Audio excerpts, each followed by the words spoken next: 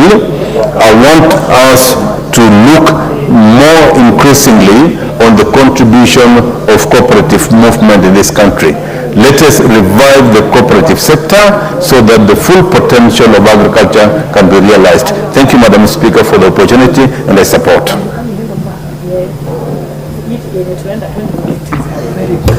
The Honourable Member for Kachiliba, Honourable Titus Lote.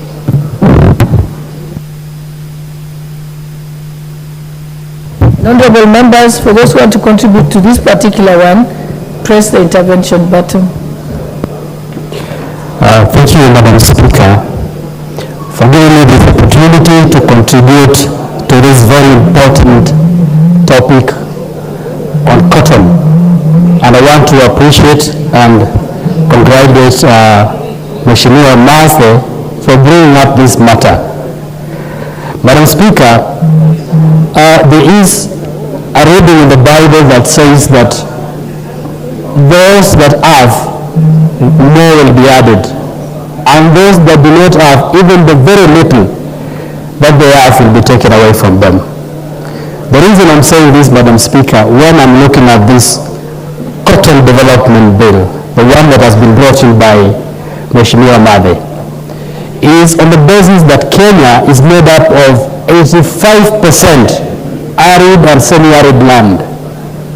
Arid and semi-arid land. And God was kind enough to say, in the land called semi-arid land, you can be able to harvest cotton. And we cannot be able to engage on the importance and the potential of cotton in this country. And the reason why, Madam Speaker, I talked about the reading of the Bible is because over time, instead of cotton being promoted, cotton is being killed, because it could have come from a place where people have little, and so the very little that they have is taken away from them, Madam Speaker.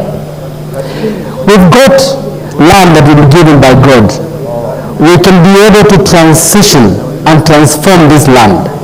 Madam Speaker, one of the reasons why I'm speaking now is I'm looking at the potential of areas that are semi-arid. Areas like Kachiliba, where I come from. People are toiling every year to try to plant crops that fail because of the little rain, and especially because of the challenges of the climate change.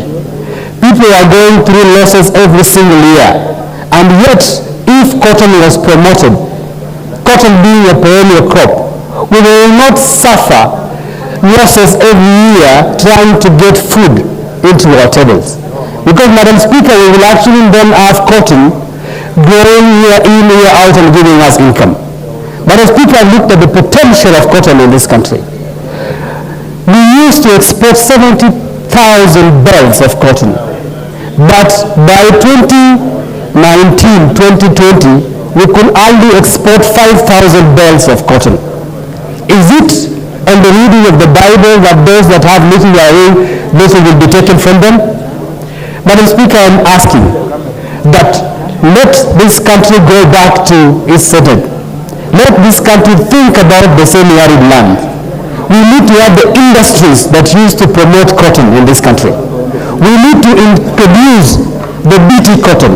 I've actually looked through the records, and that, Madam Speaker, in 1 acre with a BT seed, we can be able to produce 1,000 to 2,000 tons of cotton.